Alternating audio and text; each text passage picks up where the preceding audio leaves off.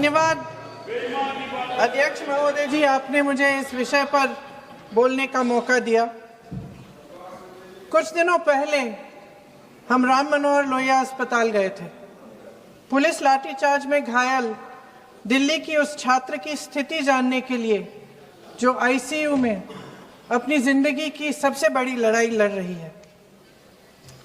हमसे कुछ ही समय पहले आदरणीय स्वास्थ्य मंत्री जी श्री जेपी नड्डा वहां गए थे और उनसे कुछ समय पहले अन्य नेता भी गए।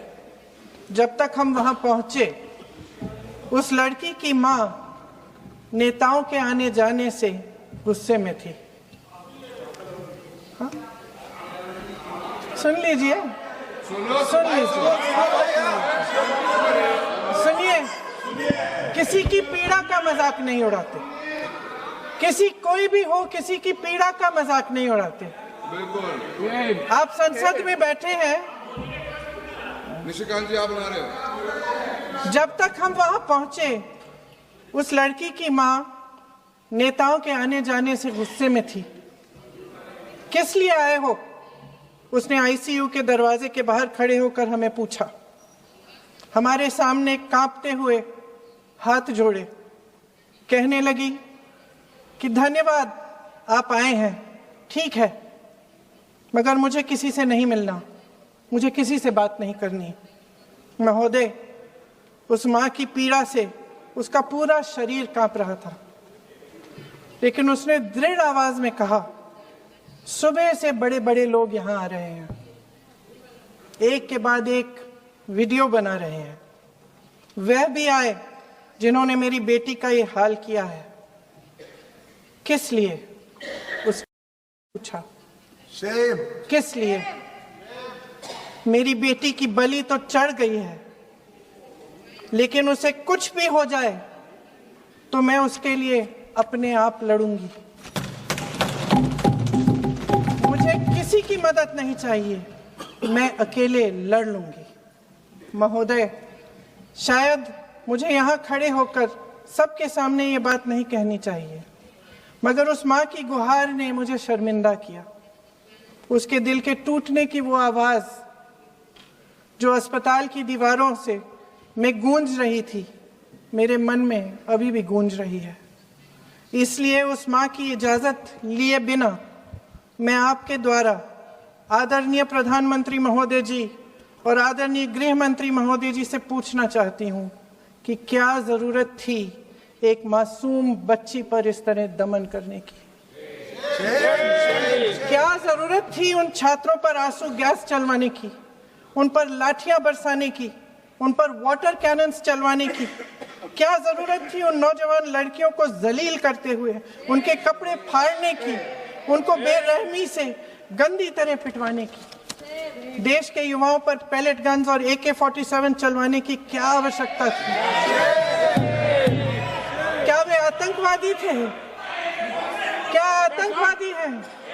टेररिस्ट हैं? हाँ, कांग्रेस बोल रही है। हाँ, कांग्रेस बोल रही है। जवाब दीजिए, जवाब दीजिए। कांग्रेस बोल रही है, जवाब मांग रही है, जवाब दीजिए। हमारे माननीय गृह मंत्री श्री अमित शाह जी ने यशस्वी प्रधानमंत्री श्री नरेंद्र मोदी जी के नेतृत्व में पूरे देश के सामने संकल्प लिया था, घोषणा की थी कि मार्च 31 2026 तक हम ये जो माओवाद है, ये जो लेफ्टिस्ट वामपंथी टेररिज्म है, इसकी जड़ें जो है देश से उखाड़ फेंकेंगे। और आज इस सभा के द्वारा, इसके माध्यम से मैं हमारे गृह मंत्री जी को, हमारी सरकार को बहुत बहुत शुभकामनाएं देती हूँ। ये संकल्प सिद्ध करने के लिए उनकी बहुत सराहना करती हूँ। अध्यक्ष महोदय, 1967 में ये छोटी सी चिंगारी माओवाद की उठी थी। उस वक्त अगर कांग्रेस सरकार चाहती तो इसको उसी वक्त दबा सकती थी, लेकिन उन्होंने क्या किया? उल्टा उन्होंने आदिवासी लोगों को जो है वो सौतेला ट्रीटमेंट दिया। उनके बीच में जो एक वैचारिक दूरियां थी, उनको कभी भी उन्होंने खत्म नहीं किया।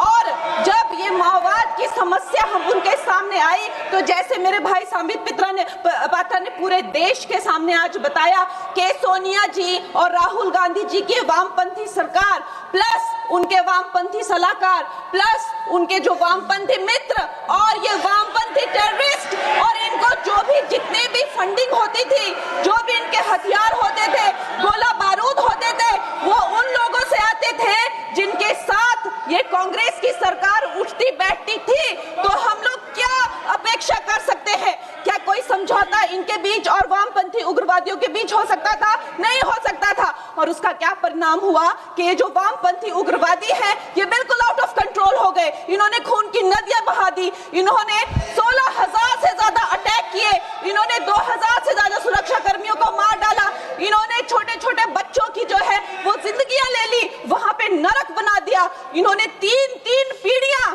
ये जो है नक्सलवाद की जो आग में है जो इन्होंने झोंक दी। और जब इसके अंधेरे में पूरी तरह से जो ये क्षेत्र है जो डूब गए, जिन छोटे छोटे बच्चों के हाथ में लैपटॉप और कलम होनी चाहिए थी उनके हाथों में इन्होंने बंदूकें दे दी। अध्यक्ष महोदय, इन्होंने जब पूरी तरह से उनका भविष्य खत्म कर दिया तो पूरी तरह से अंधकार में तो अपना हाथ झटक लिया। इनको रेड कॉरिडोर बोल के, नो गो जोन बोलकर जो है पूरे देश में बदनाम कर दिया। हम भी फिल्म इंडस्ट्री में हम सोचते थे कि इतने अच्छे जंगल हैं, वहां जाके कोई गांव की शूटिंग करते हैं, अच्छा कोई गाना बनाते हैं, लेकिन उस टाइम की जो व्यवस्था है वो क्या कहती थी? अरे ये जो आदिवासी लोग हैं ये बड़े ही उग्र होते हैं, ये देश के साथ नहीं रहना चाहते, वहां शूटिंग मत करिए। खुद की असफलता छुपाने के लिए इन्होंने पूरे देश से जो है आदिवासी समाज को इन्होंने आइसोलेट कर दिया।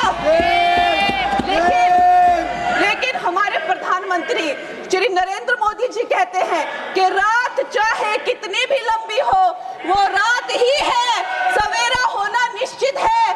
और 2014 में जब प्रधानमंत्री जी की सरकार आई और आज हम देखते हैं कि उन्होंने एक आदिवासी महिला को जो है वो राष्ट्रपति बनाया, उन्होंने हमारे सुरक्षा बलों को जो है वो सशक्त किया और उनको सशक्त करने के बाद उन्होंने वो रेड कॉरिडोर, वो भयानक नो गो जोन को जो है वापस लिया, वहां पे संविधान स्थापित किया। अध्यक्ष महोदय, मैं एक नई सांसद हूँ, मुझे 2 मिनट दीजिए। और खैर प्रधानमंत्री जी ने क्या विकास किया वहां पर, चाहे वो घर बनवाए हो, चाहे वो नल लगवाए हो, चाहे वो 70 लाख महिलाओं को 1,000 की मदद की हो, 21 किस्तों में 13,000 करोड़ दिए हो, या वहां पर जो है जितने भी काम किए हो वो मैं अगर शुरू कर दूं तो आज दिन से रात और रात से फिर दिन हो जाए तो उसमें मैं नहीं जाऊंगी। लेकिन मैं ये जरूर कहूंगी कि जो वहां पे डिजिटल पेमेंट्स हुई है उनका मैं बहुत ही ज्यादा सराहना करती हूँ। उससे जो नक्सलियों का जो वित्तीय नेटवर्क है वो टूटा है, जो वो वसूली का काम करते हैं वो टूटा है, जिससे वो खोखले हुए हैं। उसके साथ में सबसे सराहनीय काम जो किया है वो मैं कहूंगी विकास और विश्वास के साथ जो हमारी सरकार ने इसको जोड़ा है। उसके उपरांत जो है उन्होंने जो समर्पण की नीति अपनाई है, 8,000 से ज्यादा युवा जो हैं वो समर्पण कर मुख्य धारा से जुड़े हैं, उनको 5 लाख की राशि और उनको रोजगार दिया जा रहा है। महोदय जी, मेरे पास कहने के लिए तो बहुत है लेकिन मुझे बहुत ही कम समय मिल रहा है। सदन के पास समय नहीं है। इस तरह की नीति हमने दोगो में भी अपनाई है और वहाँ भी बोडो में, आसाम में भी 10,000 से ज्यादा लोगों ने समर्पण किया है। और मैं अंत में अध्यक्ष महोदय जी, मैं यही कहना चाहूंगी कि गृह मंत्री जी ने और प्रधानमंत्री जी ने पूरे देश में यह संदेश दिया है कि ये देश बंदूक की नोक से नहीं चलेगा, ये देश